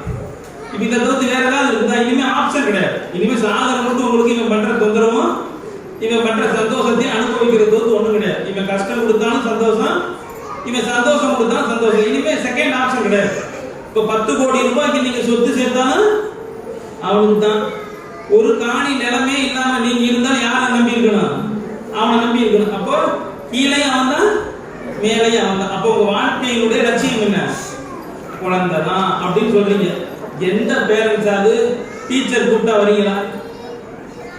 கிடையாது. ஏதாவது கேள்வி கேட்டா ரெஸ்பான்ஸ் பண்றீங்களா? கிடையாது. ஆனா ஓடுறீங்க, காலையில இருந்து நைட் வரைக்கும் ஓடிக்கிட்டே இருக்கிறீங்க. எதுக்குன்னு உங்களை வேகமா பிடிச்சி சட்டையை பிடிச்சி நிறுத்தி கேட்டா பதில் என்ன? இவனுக்கு தாங்க. யாருக்காக ஓடுறீங்களோ அவனுக்கே நேரம் ஸ்பெண்ட் பண்ண முடியும்னா இந்த ஓட்டம் எதுக்குங்கிறது முதல் கேள்வி. சரிதானா? உங்களுக்கு புரியுதா நான் சொல்றதுலாம்? இரண்டாவது, ஒரு பெற்றோர், நான் ஒரு 15 வருஷமா இந்த பள்ளியோட தொடர்புடைய வேலையெல்லாம் பார்க்குறேன். ஒரு பேரண்ட்ஸ் என்கிட்ட கேட்குறாங்க, என் பையன் நல்லதே பேச மாட்டேங்கிறான், நல்லதே கேட்க மாட்டேங்கிறான், எப்போ பார்த்தாலும் சண்டை போடுறான், படிக்கவே மாட்டேங்கிறான். நான் அவங்ககிட்ட ஒரு 4-5 கேள்வி கேட்டேன். உன் பையன் வீட்டில் என்ன பார்க்குறாமா அப்படின்னு கேட்டேன். ஒன்று இவங்க 2 பேரும் போகிற சண்டையை பார்க்குறான், இல்லைன்னா டிவி பார்க்குறான். உன் பையன் என்ன கேட்குறான்? சினிமா பாட்டு கேட்குறான். வேற என்ன கேட்குறான்? எங்கே போகிறான்? எங்கேயும் போனது. அவன் எதுவுமே நல்லதை பார்க்கல, அவன் எந்த நல்லதுமே கேட்கல, அவன் எந்த நல்லதையுமே செய்யலை. அவன் எப்படி நல்லா இருப்பான்? இல்லையா? இப்போ நீ எதையாவது நல்லதை காமிச்சாதான் அவன் நல்லா இருப்பான், நீ நல்லதை பேசினாதான் அவன் நல்லா இருப்பான். இப்போ அவனுக்கு எந்த சான்ஸும் நீங்கள் கொடுக்கல. இப்போ இங்கே பெற்றோர்கள் கூட்டம் அப்படின்னு போடும்போது கேஜி செக்ஷன் பிள்ளைங்களுக்குலாம் இது தேவையா அப்படின்ற கேள்வி ஆரம்பத்திலேருந்தே வந்தது. சின்ன சின்ன குழந்தைங்க பேரண்ட்ஸ் கூப்பிட்டு என்ன தப்பு, இவங்களுக்கு ஒன்றும் புரியாது, அவங்களுக்கு ஒன்றும் என்ன சொல்றது அப்படி கிடையாது. 6வது படிக்கிற பையனை பேரண்ட்ஸ் கூப்பிட்டோம்னா அவன் கூப்பிடும்போது சொல்லி அனுப்பிச்சுடான், சும்மா எதையாவது பேசிக்கிட்டு இருப்பாங்க, சும்மா வந்து கைட்டு போட்டு போயிடு அப்படின்னா சொல்லுவானா? சொல்லையா? அப்படிதான் சொல்லுவாங்க. ஒரு 4 மணிக்காவா இப்படி சத்தம் போடுவாங்க, அப்படி போயிடலாம். ஏன்னா அதற்கு மேல அவனுடைய வளர்ச்சி அவன் வேற விதமா வளரணும். ஆனா இப்போ உங்க குழந்தை நல்லா தெரிஞ்சுக்கோங்க, நான் சைக்கலாஜிக்கா சொல்றேன். நீங்க இவனை காட்சி இவன் திருடன்னு சொல்லிட்டீங்கன்னா வாழ்நாள் முழுவதும் அவன் யாரு? அந்த பையனை பொறுத்தல திருடன். இவர் தான் அவங்க அப்பா அப்படின்னு தாய் ஒருத்தரை கூப்பிட்டு காமிச்சிட்டா என்ன தாய் டிஎன்ஏ செக் பண்ணிட்டு சர்டிபிகேட் வச்சு அப்பான்னு காட்டுறான்? கிடையாது. இதுதான் அவனுடைய அப்பான்னு தன் தாய் காமிச்சிட்டா அதுக்கப்புறம் யாரு பருத்தாலும் அவனுக்கு யாரு? சரி. இப்போ ஒரு அம்மா வந்து அன்னைக்கு பிரின்சிபல் அம்மாட்ட பேசுறாங்க, பல்லு வளர்க்க மாட்டேங்கிறான், குளிக்க மாட்டேங்கிறான், நீங்க தான் சொல்லணும். கெட்ட வார்த்தை பேசுறான், நீங்க தான் சொல்லணும். நான் ஒரு கேள்வி கேட்கிறேன், நீங்க தான் நல்லா தெரிஞ்சுக்கணும். சின்ன குழந்தைகள் நடக்கிறவங்க, ஒரு பள்ளியில வந்து படிக்கிற பையனுக்கு டீச்சர் காலையில் முதல் பீரியட்ல என்னென்ன கெட்ட வார்த்தை பேசுறதா எழுதி போடுவாங்க? இல்ல எந்த டீச்சராவது ஒரு பையனும் இன்னொரு பையனும் கெட்ட வார்த்தை பேசிட்டான்னு உடனே அவனாக அருமையா பேசிட்டு கேட்டு அனுப்பி வைப்பாங்களா? அப்ப பள்ளிக்கூடத்துல எங்கேயாவது சொல்லிக் கொடுக்க வாய்ப்பு இருக்கா? பதில் சொல்லுங்க. ஒரு பள்ளிக்கூடத்துல படிக்க வந்த இடத்துல 8 மணி நேரம் ஒரு டீச்சரே இருக்கிறாங்க. அதெல்லாம் நான் படிச்சப்ப அப்படி கிடையாது. ஒரு டீச்சர் பாத்ரூம் போகணும்னா இன்னொரு டீச்சர் மாத்தி விட்டாதான் போக முடியும். இப்போ கொஞ்ச நேரம் இருக்குடா இவன் கிளாஸை பார்த்துக்குவான் அப்படின்னு சொல்லிட்டு போன காலம்லாம் போயிடுச்சு. எப்பயுமே ரெஸ்ட் ரூம் போனா ஒரு டீச்சரு, ரூம்ல இருந்தா ஒரு டீச்சரு, சாப்பிட்றதுன்னா பெல் அடிச்சா எல்லாம் சாப்பாடு போட்டு தூக்கிட்டு அங்கங்க உட்காந்து பையன் சாப்பிடுவாங்க. அப்படி கிடையாது. அவனும் அங்கேயே சாப்பிடணும், டீச்சரும் அங்கேயே சாப்பிடணும். இப்போ அதான் நிலைமை. இப்போ பையனை தனியாவே விட முடியாத அளவுக்கு பாதுகாக்கிற இடத்துல ஒரு பையன் கெட்ட வார்த்தை கத்துக்கிறானா உங்க வீட்டுல கத்துக்கிறானா? இதைத்தான் ஃபர்ஸ்ட் நீங்க எல்லாம் சிந்திக்கணும். அப்புறம் அவனை பல்லு விளக்க சொல்லிக் கொடுங்க, குளிக்க சொல்லிக் கொடுங்கன்னு சொல்றோம். ஒரு குழந்தையினுடைய முதல் ஆசிரியர் யாரு? பெற்றோர். இந்த ஃபேன், இந்த லைட்டு, தட்டு, சாப்பாடு, இதெல்லாம் என்ன பள்ளிக்கூடத்துல வந்து அவங்க உட்கார்ந்த உடனே யூகேஜியில் டீச்சர் சொல்லி கொடுத்தாங்க? யார் சொல்லி கொடுத்தா அவனுக்கு புரிஞ்சது? நீங்க வீட்டுல பேசுறது அவன் கேட்டான். நீங்க மாற்றி மாற்றி 2 பேர் பேசுவீங்க இல்லையா? இப்ப அப்பா அம்மா கிட்ட சொல்லுவாங்க, அந்த தட்டை விடு, அந்த ஃபேனை போடு, இந்த லைட்டை போடு, உங்க மாமா வராது, உங்க சித்தப்பா வராது, டிவியை போடு. இவன் காதுல அது விழுகுது. என்னது? இந்த வார்த்தைகள் விழுக விழுக விழுக விழுக இதுதான் டிவி, இது சித்தப்பா, இது ஃபேனு, இது லைட்டு அப்படின்னு அவனுக்கு வாழ்க்கையை சொல்லி கொடுக்குறது யாரு? நீங்க தான். அதனால நீங்க சரியா இருந்தாலுடைய குழந்தை சரியா இருக்க மாட்டான். இவங்கெல்லாம் டைம் பீயிங், காலையில் வருவாங்க, சப்ஜெக்டை நடத்துவாங்க, ஓரளவுக்கு சொல்லிக் கொடுப்பாங்க, அவங்க பிடிப்பாங்க. இப்போ நம்ம ஸ்கூல்ல நாங்க எங்களால் முடிஞ்ச அளவுக்கு ஒழுக்கத்தோட சேர்ந்து பண்பாட்டோட சேர்ந்து ஒரு கல்வியை சொல்லிக் கொடுக்க பெரிய முயற்சி எடுக்கிறோம். இப்போ பார்த்தீங்கன்னா உங்க குழந்தைங்க எல்லாம் இருக்காங்க இல்லையா, எல்லா வெள்ளிக்கிழமையும் நம்ம கோயிலுக்கு கூட்டிட்டு வர சொல்றோம். ஒரு காரணமும் கிடையாது. அப்படியே நடந்து போய் அந்த கோயிலுக்கு போயிட்டு போகும்பொழுது அவனுடைய மனநிலையில ஒரு மாற்றம் ஏற்படும். எப்பொழுதுமே ஒரே வகுப்பறையில் உட்கார்ந்து இருக்கும்போது அந்த தன்மை ஏற்படாது. எல்லா குழந்தையும் ஃபர்ஸ்ட் டைம் வாங்கினது நமக்கு ஆசை, எல்லாருக்கும் அப்படிதான் ஆசை. நடக்குமா? அதுக்காக அவன் மோசமானவன் இல்லை அப்படிங்கிற எண்ணம் ஃபர்ஸ்ட் யாருக்கு வரணும்? உங்களுக்கு வரணும். புரியுதுங்களா? அதாவது நல்லா தெரிஞ்சுக்கோங்க, இந்த அடிப்படையில் குழந்தையை வளர்க்கணும். அடிப்படை தத்துவமே உங்களுக்கு தெரியலைன்னா குழந்தையை வளர்த்து என்ன இல்லை, பிரயோஜனம் இல்லை. அதனால ஃபர்ஸ்ட் கரெக்டா யாரு? பெற்றோர். பெற்றோருக்கு அந்த அந்த இலக்கணம் புரியலைன்னா நீங்க டீச்சர்களை குறை சொல்லி ஒரு பிரயோஜனம் இல்லை. உங்க குழந்தைங்கிட்ட நீங்க டைம் இல்லை, லட்சக்கணக்கில் பணத்தை கட்டி விட்டா எல்லாம் சரியாயிடுமா? ஒரு 2 மாசத்துக்கு முன்னாடி இந்த சரௌண்டிங்ல இருக்கக்கூடிய ஒரு பெரிய பள்ளியில வேலை பார்க்கக்கூடிய ஒரு கெமிஸ்ட்ரி ஆசிரியர் வந்தார். அவர் எதுக்கு வந்தாருன்னா என்ன பார்த்து, இதே போல நம்ம மடம் இன்னொரு இடத்துல இருக்கு, அங்க கவர்மெண்ட் போஸ்டிங், புரியுதுங்களா? அதுக்கு என்னை ரெக்கமெண்ட் பண்ண சொல்லி சொன்னார். நான் சொல்லி நம்ம பொதுவாக அப்படி யாருக்கு ரெக்கமெண்ட் பண்றது இல்லை, உங்க திறமையை நீங்க காட்டுங்க, அதன் மூலம் உங்களுக்கு கிடைக்கும். அவர் இங்க வேலை பார்க்குற பள்ளியில 17 வருஷமா வேலை பார்க்குறாரு. அவர்கிட்ட நான் ஒரு கேள்வி கேட்டேன், உங்க பள்ளியில எப்படி பாடம் நடத்துறீங்க, குழந்தைங்க நீங்க எப்படி தயார்படுத்துறீங்க? அவர் ஒரே வார்த்தை சொன்னார், ஒரு வகுப்புக்கு 45 பிள்ளைங்க, சரியா?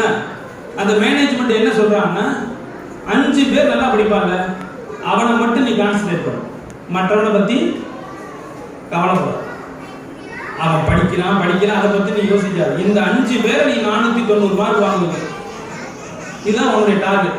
இந்த டார்கெட்டை நீ மெயின் பண்ணேன்னா உனக்கு இன்கிரிமெண்ட், இல்லைன்னா இல்ல. இப்படிதான் வியாபார நோக்கத்துல தான் போயிட்டு இருக்குது. அந்த பையனுடைய வாழ்க்கையை பத்தி அவங்களுக்கு சிந்தனை இல்லை. அதனாலதான் விடிஞ்சதுல இருந்து நைட் வரைக்கும் படிக்கிறதுனால பல குழந்தைகளுக்கு என்ன வருது, பேக் பெயின் வருது, விளையாடுறது இல்லை, நல்லா சாப்பிட்றது இல்லை. அப்படி என்ன சொல்லிக் கொடுக்க வேண்டியிருக்கு இல்லையா? அப்படி சொல்லிக் கொடுத்து என்ன ஆக போகுது, அந்த குழந்தை ஸ்ட்ரெஸ்னால என்ன ஆகும், நல்லா படிச்சு மனப்பாடம் பண்ணுவானே தவிர்த்து தன் வாழ்க்கையை அவனால என்ன பண்ணிக்க முடியாது, ஒரு நிர்ணயம் பண்ணி கொண்டு போக முடியும்.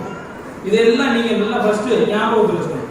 குழந்தைகளுக்காக வாழ்றோம், நான் குழந்தைகளுக்காக தான் சம்பாதிக்கிறேன், நான் குழந்தைகளுக்காக தான் இதெல்லாம் பண்றேன்னா குழந்தைக்கு நல்ல பண்பாடையும் பாரம்பரியத்தையும் கலாச்சாரத்தையும் கல்வியும் நாம கற்றுக் கொடுக்கணும். இதுதான் நம்ம பேஸ். இந்த பேஸ் என்ன, குழந்தையை நல்லா வளர்க்கக்கூடிய பேஸ் என்ன, நீங்க ஃபர்ஸ்ட் சரியா இருக்கும். நீங்க சரியா இல்லாம அவன் அதை கத்துக்க மட்டும் செய்யணும்னா அது முடியவே முடியாது. நீங்க என்ன செய்றீங்களோ அதுதான் அவன் செய்யணும். நீங்க நம்ம எதை சாப்பிட்றோமோ அதான் ஏப்பமா வரும். நான் முள்ளங்கி சாப்பிட்டேன் கேரட் ஏப்ப வரணும் வராது. நீ என்ன சாப்பிட்டு அது உங்களோட குழந்தை என்ன பார்க்குதோ அதுதான் நடக்கும். நான் ஒரு நிகழ்ச்சி சொல்றேன், நல்லா கவனமா கேளுங்க. பெற்றோர்களாகி நீங்க எல்லாம் நிகழ்ச்சி அப்படியே கவனமா கேளுங்க. ஒரு பள்ளியினுடைய ஆசிரியர், டீச்சர், அந்த அம்மா 5 சப்ஜெக்ட்டுக்கு எக்ஸாம் நடக்குது ஸ்கூல்ல, சரியா? கடைசி எக்ஸாம் சோசியல் சயின்ஸ் எக்ஸாம். அந்த எக்ஸாம் முடியும் போது அந்த கிளாஸ் இருக்க பசங்கள்ட்ட எல்லாம் அந்த அம்மா கேட்குறாங்க, உங்க வாழ்க்கையுடைய லட்சியம் என்னன்னு கடைசியில் என்ன பண்ணுங்க, எல்லாரும் எழுதி கொடுங்கன்னு கேட்குறாங்க. அந்த கிளாஸ்ல படிக்கிற பசங்கன்னா 10th எல்லா பேப்பரையும் வாங்கிட்டு வந்துட்டு அந்த அம்மா பேப்பர் திருத்திக்கிட்டே இருக்கிறாங்க.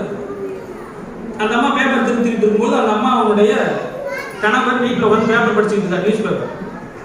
அந்த அம்மாவுடைய பையன் அவங்க வீட்டு வாசல்ல உட்காந்து போனை பார்த்துக்கிட்டே இருக்கிறான். கொஞ்ச நேரம் ஆக இந்த அம்மா அழுக ஆரம்பிக்கிறாங்க. யாரு? பேப்பர் திருத்திக்கிட்டு இருக்க டீச்சர். உடனே அவங்க கணவர் கேட்கிறாரு, ஏன் அழுகுற, ஏன் என்ன ஆச்சுங்கிற. இல்ல என்னால தாங்க முடியாத வேதனையா இருக்கு. ஏன் என்ன ஆச்சுன்னா, ஒரு பையன் அந்த பேப்பர்ல எழுதிக்கிறான், என்னுடைய வாழ்க்கை லட்சியம் என்னன்னா அடுத்த பிரிவில் நான் செல்போனா பிறக்கணும். என்னது? நான் செல்போனா பிறக்கணும். அப்பதான் எங்க அப்பா அம்மா என்ன அவங்க மடிக்க வச்சுக்குவாங்க. ஏன்னா என்ன விட அதிகமாக எதை மடிக்க வச்சிருக்கிறாங்க, செல்போனை தான் வச்சிருக்காங்கன்னு எழுதிக்கிறான் அப்படின்னு. சரி, அதுக்கே நீ அழுகுற அப்படின்னு. எழுதுறது நம்ம பையன் தான். புரியுது அவனுக்கு? இது சிரிப்புக்கான இடம் இல்லை, ரொம்ப யோசிக்க வேண்டிய இடம். இனிமே செல்போன் இல்லாமலாம் யாரும் இருக்க முடியாது. சரிதானே? இப்ப நான் ஒரு சன்னியாசி, இந்த மடத்தை நடத்துற மாதிரியான ஒரு சிச்சுவேஷன். இப்ப நான் செல்போன் வச்சுக்க மாட்டேன்னா, இப்ப பிரின்சிபல் கூப்பிடுறாங்க, ஏதோ அவசரத்துக்கு கூப்பிடுறாங்க, நான் செல்போன் வச்சுக்க மாட்டேன், நான் சொல்ல முடியுமா? முடியாது. ஆனா அதை எப்படி வச்சுக்கணும்னு எனக்கு தெரியுமா தெரியாதா? அதை எந்த அளவுக்கு நான் யூஸ் பண்ணணும் எனக்கு தெரியுமா தெரியாதா? இந்த அளவு கூட தான் நீங்க என்ன பண்ணணும், நிர்ணயம் பண்ணணும். எந்த அளவுக்கு அதை யூஸ் பண்ணணும், குழந்தை அதை எந்த அளவுக்கு பயன்படுத்தணும் யார் முடிவு பண்ணணும்? நீங்க முடிவு பண்ணணும். இதற்கெல்லாம் அடிப்படையா இருக்கிறது யார் கையில் இருக்கு? நம்ம கையில் இருக்கு. அதனால குழந்தைய வளர்க்கறது அவ்வளவு எளிமை இல்லை. ஆனா அந்த குழந்தைய எப்படி வளர்க்கணுங்கிறது ரொம்ப முக்கியம். இப்போ இங்க நம்ம கேஜி ஸ்டூடெண்ட்ஸ்க்கு யாருக்கும் ஷூ கிடையாது, ஷூ இல்லை இல்லையா? நாங்க ஒரு லாஸ்ட் இயர் ஒரு எல்லாத்தையும் பேசணும். இந்த மாதிரி ஷூ சாக்ஸ் அப்படிங்கிறது என்னன்னா, ஒன்று குளிர் பிரதேசம் இல்லையா, அங்கதான் ஷூ சாக்ஸ் போடணும். இன்னொன்று பிரிட்டிஷ்காரன் இதெல்லாம் கொண்டு வந்தான். ஏன் அவங்க பிரிட்டிஷ் நாட்டில் குளிர் பிரதேசம் ஷூ சாக்ஸ் போட்டுருந்தாங்க. இப்போ பாருங்க, ஷூ சாக்ஸ் போட்டால் இந்த குழந்தைங்களோட கால் பூரா புண்ணு எல்லாம் அரிக்குது. ஆனால் எல்லாம் என்ன சொன்னாங்கன்னா, நீங்கள் ஷூ சாக்ஸ் வேண்டாம்னா இங்கே அட்மிஷன் பண்ண மாட்டாங்க. தான் குழந்தை ஷூ சாக்ஸ் போட்டுருக்கிறத பார்த்தா தான் எல்லா பேரண்ட்ஸுக்கும் ரொம்ப சந்தோஷம். நாங்கள் அப்படி வராமல் போனால் போட்டு வரோம். நாம் வந்து அதுக்காக இங்கே பாடம் நடத்துகிறோம். ஒரு குழந்தையுடைய நன்மையை பாருங்கள். இவன் +2 வரைக்கும் ஷூ போட்டிருக்கான், காலேஜ் போனால் எவ்வளோ ஷூ போடுறேன்னா எங்கேயாவது போன வச்சுருக்கு பார்ப்போம். எந்த பையனையாவது காலேஜ் படிக்கிறாங்க ஒருத்தர் ஷூ போட்டு போச்சுருக்கு பார்ப்போம், முடியாது. ஏன்னா அந்த வயசுக்கு அந்த குழந்தை எளிமையாக ஃப்ரீயாக இருக்கும். அதை வேகமாக அதை வந்து அழுத்தம் கொடுக்க அது எல்லாம் மன அழுத்தம் எல்லாம் வரும். யார் எப்படி நடத்துகிறாங்கிறத பற்றி நம்ம பார்க்க வேண்டாம் அப்படின்னு சொல்லி நம்ம ஆரம்பித்தோம். இந்த வருஷம் போன வருஷத்தோட அதிகமான அட்மிஷன். நம்மக்கிட்ட இடம் இல்லைன்னு சொல்லிட்டோம். 10 பேர்கிட்ட என்ன இல்லை, இடம் இல்லை, போயிட்டு வாங்க. இப்போ நாம தான் புரிஞ்சுக்கணும், குழந்தைக்கு எது கொடுக்கணும், கொடுக்கக்கூடாது, இது தேவையா தேவையில்லையா அப்படிங்கிறத நாம புரிஞ்சுக்கணும். பெற்றோர்களாகிய உங்களுடைய லட்சியம் என்னன்னா குழந்தைங்க. அப்போ அந்த குழந்தைங்களுக்காக நீங்க என்ன செய்யணும், நேரத்தை பயன்படுத்தணும். கல்வி ஒன்று மட்டுமே அவங்க வாழ்க்கை இல்லை அப்படிங்கிறது நல்லா தெரிஞ்சுக்கோங்க. ஒரே தான் அதை திணிக்கிறது மூலமாக தான் அந்த குழந்தை அப்படியே பிடிச்சு செதறிடும். அவன் எந்த அளவில் போறானோ அந்த அளவில் அவனை பக்குவமாக கொண்டுட்டு போறது தான் வெற்றி. புரியுதுங்களா? ஒரு வகுப்புல முழுமையா வகுப்பு நடக்கும். முதல் பெஞ்சில் இருக்கிற பையன் பூரா பொதுவாகவே என்ன பண்ணுவான், ஃபர்ஸ்ட் ரேங்க் இருப்பான் அப்படிங்கிறது நம்ம கான்செப்ட் இல்லையா? 2வது 3வது பெஞ்சில் இருக்கிற பூரா ஒரே சேட்டை பண்ணுறான். அப்போ கடைசி பெஞ்சில் இருக்கிற பூரா படிக்கவே மாட்டான். அப்படித்தானே சொல்றோம். ஃபர்ஸ்ட் பெஞ்சில் எடுத்தவர் ஒருத்தர் டாக்டர் ஆகிட்டார். சரியா? நல்லா கேளுங்கம்மா, நான் நடந்ததை சொல்றேன். டாக்டர் ஆகிட்டார். அந்த டாக்டருக்கு ஒரு கான்ஃபர் லெட்டர் வருது. இந்த மாதிரி நம்ம பெரிய மருத்துவமனையில் ஒரு டாக்டர் வேலை இருக்குது, நீ வந்து ஜாயின் பண்ணு, நீ கேட்குற சம்பளத்தை நான் அவனுக்கு கொடுக்குறேன்னு சொல்லிட்டு அவர் ஃப்ரெண்டு, அவர் படிக்கும் போது ஃப்ரெண்டு. ஆச்சரியம் இவருக்கு, ஓ அவனும் டாக்டர் ஆகிட்டான் போட்டு இருக்குது, இவ்வளோ பெரிய ஆஸ்பத்திரி வச்சிருக்கானே, ஆனால் அவன் ஒழுங்காவே படிக்க மாட்டானே, அவன் கடைசி பெஞ்சில் தான் உட்காந்துருந்தான் அவன் சொல்லிட்டு இவர் அந்த லெட்டர்லாம் எடுத்துக்கிட்டு வேலை தேடிட்டு இருந்தவர். அங்கே போய் பார்த்தா இவன் கூட படித்ததோட படிக்க நிறுத்திட்டார். எத்தனாவது? 10ஆவதோட. இப்போ அந்த பெரிய மல்டி ஸ்பெஷாலிட்டி ஹாஸ்பிட்டலுக்கு ஓனர் யாரு? அவர் தான். இப்போ இவர் அவருக்கு தான் வேலைக்கு போகணும். படிப்பு அப்படிங்கிறது ஒரு மேட்ரு கிடையாது, அவன் எப்படி வளர்றாங்கிறது தான் மேட்ரு. ஒரு குறிப்பிட்ட படிப்பு படிச்சு என்ன ஆகும், சேலரி வாங்குறோம்னா ஆகும். புரியுதுங்களா? நீங்க நம்ம வீட்டில் போய் உட்காந்து கொஞ்ச நேரம் அமைதியா நீங்க கண்ணை மூடி பாருங்க, சம்பளம் கொடுக்குறவங்க பூரா எவ்வளவுமே படிச்சவங்க இருக்கணும். சம்பளம் 10 பேருக்கு சம்பளம் கொடுக்குறவங்க யாரும் பெரிய கல்வி அறிவியா இருக்க மாட்டாங்க. இந்த சம்பளம் வாங்குறவங்க பூரா நிறைய படிச்சவங்க. இந்த ரெண்டையும் நீங்க புரிஞ்சுக்கணும். இதெல்லாம் சைக்கலாஜிக்கல் மேட்டர் விஷயம். அதனால இப்படியெல்லாம் படிச்சுதான் அப்படின்னா இல்லை, யாருக்கு எந்த தகுதி இருக்கோ அந்த தகுதியில குழந்தைய போக விடுங்க. அதை போக விட அந்த குழந்தை நல்ல சமுதாயத்தில் நல்ல நிலைமைக்கு வருவோம். அவன் நல்ல பண்பாடையும் நல்ல ஒரு பாரம்பரியத்தையும் நல்ல விஷயத்தையும் கற்றுக்கிட்டான்னா போதும், அவன் பெரிய ஆளாக வருவான். அதற்கு அடிப்படையான வயது இந்த சின்ன வயசு தான். நல்லா சொல்லிக் கொடுங்க. எல்லாம் நான் கொஞ்சம் நாம அவளை சொல்லித் தரணும். உடனே திரும்ப சொல்லுவோம். எல்லாரையும் நாம இப்போ இந்த வருஷம் ஏதாவது ஒரு கோயிலுக்கு கூட்டிட்டு போகணும்னு சொல்லி இவங்களெல்லாம் சின்ன குழந்தைங்க சொல்லி இங்கே பக்கத்தில் இருக்க சாமுண்டேஸ்வரி கோயில் அதுக்கெல்லாம் கூட்டிட்டு போயிட்டு இப்போ நேற்று கூட எங்கே போனாங்க, 2nd ஸ்டாண்டர்ட்ல ஜலகாம்பாறை முருகன் கோயிலுக்கு போயிட்டு வந்தாங்க. நல்ல இடத்த போய் பார்க்கணுமா இல்லையா?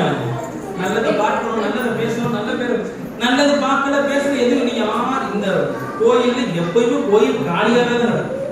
ஆனா இந்த பௌர்ணமி வந்ததுன்னா கோயிலுக்குள்ளே நுழைய முடியாத அளவு கூட்டம் வருது. சாமியை கூட பார்க்காம எல்லாம் கடா வெட்டிட்டு போயிடுறாங்க. கோயிலுக்கு குழந்தைங்க என்ன செய்யணும், கூட்டிட்டு பாசிட்டிவ் எனர்ஜி இல்லையா? இதெல்லாம் நீங்க நல்லா புரிஞ்சுக்கணும். இப்போ உங்களுக்கு கண் வலிக்குது, கண்ணுல நீரா வருது, சளி பிடிச்சிருக்கு, காது வலிக்குது, வயிறு வலிக்குது, பல்லு வலிக்குது. முதல்ல ஒரு வலி வந்துருச்சுன்னா நம்ம ஒரு டாக்டர் போய் பார்க்குறோமா இல்லையா? அவர் ஒரு மருந்து மாத்திரை கொடுப்பாரு, அதுலேயே மேக்சிமம் சரியாயிடும். அதற்கு மேலே சரியாயிடும் நம்ம எங்கே போகிறோம்? அதுக்கு மேலே இருக்கிற பெரிய டாக்டர்கிட்ட போகிறோம். இப்போ எனக்கு மன உளைச்சலா இருக்கு, எனக்கு மனசே சரியில்லை, தூக்கம் வர மாட்டேங்குது அப்படின்னா இந்த டாக்டர்கிட்ட போக முடியுமா? முடியாது. எங்கே போவோம்? மனோதத்துவ டாக்டர்கிட்ட போவோம் இல்லையா? இப்போ பாருங்க, இப்போ திருப்பத்தூர் டிஸ்ட்ரிக்ட்ல நாட்டுப்பள்ளி இருக்கிற நமக்கு யாருக்காவது மனநோய் வந்துருச்சு, ஒரு மனோவியாதி டாக்டரை போய் பார்க்கணும். அவர் எங்க இருக்காரு நமக்கு யாருக்கா தெரியுமா? விசாரிக்கணும். விசாரிச்சு தேடி போய் அவர் கண்டுபிடிக்கணும். இப்ப வெளிநாடுகள்லாம் எப்படின்னா, எப்படி நம்ம டாக்டர் கண் காது மூக்கு வாய்க்கு எல்லாம் பார்க்கிறாரோ அதே போல மனநோய்க்கு பார்ப்பார். எதனால? அதிகமா அந்த நோய்க்கு ஆட்கள் வர்றதுனால, நமக்கு என்ன அந்த நோய்க்கு ஆட்கள் வர்றதுனால தேடி போறோம். ஏன் நம்ம ஊர்ல அந்த மாதிரி இன்னும் வரல அப்படின்னா, நம்ம ஊர்ல இன்னும் கோவில்கள் இருக்கிறதுனால தான். நீங்க கோயில் முருகன் கோயிலுக்கு போறீங்க, திருச்செந்தூர் முருகன் போறீங்க, திருப்பரங்குன்றம் போறீங்க, பழமுதிர்ச்சோலை போறீங்க, நீங்க போய் சொன்ன உடனே எந்த முருகனும் காது கொடுத்து கேட்டு உங்க பிரச்சனை ஆப்பா ஆமான்னு கேட்க போறது. எந்த சாமியார் பதில் சொல்லுதா? சொல்லவே சொல்ல. நீங்க சொல்லுவதன் மூலமா அந்த கடவுள் கேட்கிறார். அதன் மூலம் நமக்கு என்ன ஏற்படுது? ஒரு திருப்தி ஏற்படுது. இந்த திருப்தியின் காரணமா நம்மளுடைய மனசுல இருக்கக்கூடிய குறைகள் எல்லாம் நீங்குது. ஒரு குழந்தைய கொண்டு போய் ஒரு சாமி முன்னாடி நின்று நம்ம என்ன வேலை சொல்றோம்? நம்ம அம்மா நல்லா இருக்கணும், நம்ம அப்பா நல்லா இருக்கணும், நம்ம வீட்டில் உள்ளவங்க நல்லா இருக்கணும், எனக்கு நல்லா படிப்பு வரணும், சாமியை போய் வேண்ட சொல்றோமா இல்லையா? அப்ப அந்த குழந்தை யார் நல்லா இருக்கணும்னு வேண்டாம்? தன் தாய் தந்தை தான் நல்லா இருக்கணும், நான் படிக்கணும். இப்போ அவன் மனசுக்குள்ளே தோணுது இவங்களுக்கு எல்லாம் நல்லா இருக்கணும் அப்படின்னா இவன் என்ன ஆயிடுவான்? நல்லவன் ஆயிடுவான். இதுக்கு தான் கோயிலை கூட்டி போக சொல்றது. வீட்டிலேயே அவன் வச்சிருந்த என்ன கத்துக்குவான் இல்லையா? அதனால கோவில்களுக்கு கூட்டிட்டு போறது நம்ம சமுதாயத்துக்கு ஒரு பெரிய ஆணி வேர். அதையெல்லாம் நாம இப்ப அசைக்கிறோம். அதனாலதான் இங்கேயுமே என்ன இல்லை, ஒரு இதே சொல்றோம்ல, திருட்டுனா சாமி போய் சொன்னா சாமி கண்ணை குத்துரு. எந்த சாமி யார் கண்ணை குத்தி பார்க்கணுமா? அந்த இதை அவனுக்கு ஏற்படுத்தும். அப்ப தப்பு செய்யக்கூடாது, சாமி கும்பிட்டா தப்பு செய்யக்கூடாது அப்படிங்கிற எண்ணத்தை அந்த குழந்தைக்கு ஏற்படுத்தும். இதைத்தான் நாம திரும்ப திரும்ப குழந்தைகளுக்கு என்ன செய்யணும்? சொல்லிக் கொடுக்கணும். நல்லதை சொல்லிக் கொடுக்கணும், நல்ல இடத்துக்கு கூட்டிட்டு போகணும். இதையெல்லாம் நாம குழந்தைகளுக்கு சொல்லிக் கொடுக்கணும். ஆசிரியர்கள் குழந்தைகளை இப்ப எந்த விதத்திலையாவது கண்டிக்க முடியுதா? எங்கேயாவது கண்டிக்க முடியுதா? அதுக்கு 2 காரணம் ஆகி போட்டு. முதல்ல ஒரு வீட்டுல 3 குழந்தை 4 குழந்தை இருக்கும். 1 2 அடிச்சாலும் எல்லாம் அமைதியா கேட்டுக்குவாங்க. இப்ப எல்லாருக்கும் ஒரு குழந்தை நல்லதோ பட்டதோ அவன் அப்படியே விதிட்டு போட்டு விட்டுருங்க இல்லையா? குழந்தைய கண்டிக்க வேண்டாம். அப்ப கண்டிக்கலைன்னா என்ன செய்ய முடியாது? வளர்க்க முடியாது. இப்போ ஒரு பசு கன்றுக்குட்டி போடுது. அந்த கன்றுக்குட்டி போட்ட உடனே அது பக்கத்திலேயே அந்த மாட்டினுடைய சாணம் இருக்குன்னு வச்சுக்கோங்க. அந்த கன்றுக்குட்டி போய் அந்த சாணத்தை சாப்பிடுமா? சாப்பிடவே சாப்பிடாது. ஒரு குழந்தை நம்ம வீட்டில் நடு வீட்டில் விட்டோம், அந்த குழந்தை அந்த இடத்துல மழை விழுந்துருச்சுன்னு வச்சுக்கோங்க, அது என்ன செய்யும்? அது தொட்டு வைக்கும். அந்த அளவுக்கு அந்த குழந்தைக்கு அறிவு. ஒரு 5 அறிவு உள்ள ஜீவனுக்கு இருக்கக்கூடிய அறிவு கூட நம்ம குழந்தைங்களுக்கு கிடையாது. நிறைய வைக்கல் அள்ளி கொண்டு போய் போடுங்க, எந்த கன்றுக்குட்டியா சாப்பிடுமா? ஆனா வாய் பூரா பல்லு இருக்கும். நம்ம பிறந்த குழந்தைக்கு வாயில பல்லுகள்லாம் இருக்காது. எதை பக்கத்துல வச்சுக்கினா எடுத்து வாயில வச்சிடும். இப்ப எது உயர்ந்தது? அதுவா நம்மளா? அப்ப அந்த சென்சிட்டிவ், அந்த பகுத்தறிவை நாம தான் அந்த குழந்தைக்கு என்ன பண்ணணும்? சொல்லிக் கொடுக்கணும். அப்போ பேசிக்ல இருந்து சொல்லிக் கொடுக்க வேண்டிய கடமைக்கு நாம என்ன இருக்கிறோம்? ஆட்பட்டிருக்கிறோம். அதுவும் இப்ப இருக்கிற காலகட்ட சூழ்நிலைக்கு மூலமா சின்ன குழந்தைங்களை வளர்க்குறவங்க நல்ல விஷயங்களை, ஒழுக்கங்களை, நன்னெறிகளை சொல்லிக் கொடுத்து நீங்க வளர்க்கணும். அதுதான் நம்ம பள்ளிக்கூடத்துல அந்த ஒழுக்கத்தை மெயின் பண்ணி தான் நாங்கள் என்ன பண்றோம்? குழந்தைகளை தயார்படுத்துறோம். ஒழுக்கத்துக்கு ரொம்ப முக்கியத்துவம் கொடுக்குறோம்.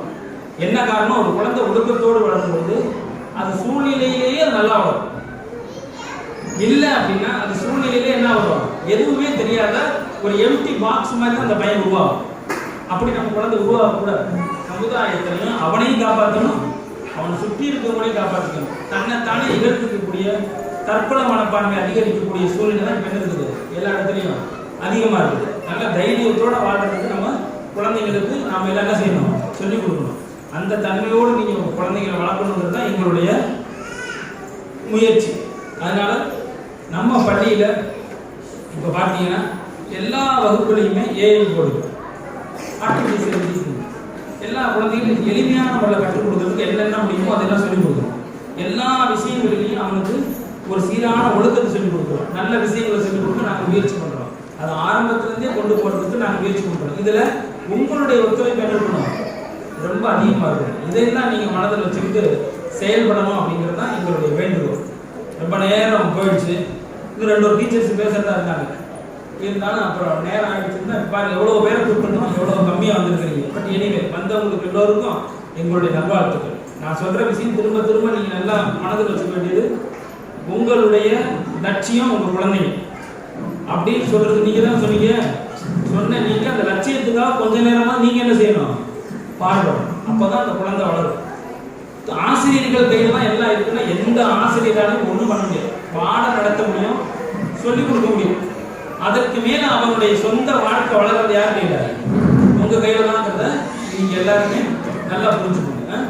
இதை நீங்க புரிஞ்சுக்கிட்டு குழந்தைங்க நல்லபடியா வரும். இது போல ஏதாவது கூட்டம் வைத்திருந்தா இது போல எல்லாரும், எனக்கு தெரியும் சின்ன குழந்தைங்களை கூட்டிட்டு வர்ற பேரண்ட்ஸ் வரும்போது ஒரே கஷ்டம் தான் இருக்கும், கஷ்டம் தான், எல்லாமே எனக்கு புரியும். ஆனா இது போல இடங்களை நீங்களும் பார்க்கணும், இது போல விஷயங்களை நீங்க ஃபர்ஸ்ட் தெரிஞ்சுக்கணும். ஏன்னா தெரிஞ்சுக்கிறதுக்கோ செய்யறதுக்கோ யாருக்குமே என்ன இல்லை, நேரம் இல்லை. இதெல்லாம் நீங்க பண்ணி உங்க குழந்தைகளை நல்ல முறையா வளர்த்து எல்லாம் நல்லபடியா வளர்ந்துருக்கு. இங்க இருக்கக்கூடிய பகவான் ராமகிருஷ்ணர், தூய அன்னை சாரதா தேவி, சுவாமி விவேகானந்தர் எல்லா தெய்வங்களுடைய ஆசைகளும் உங்க குழந்தைகளுக்கும் உங்க குடும்பங்களுக்கும் இருக்கணும்னு நான் வேண்டி பிரார்த்தனை பண்ணுறேன்.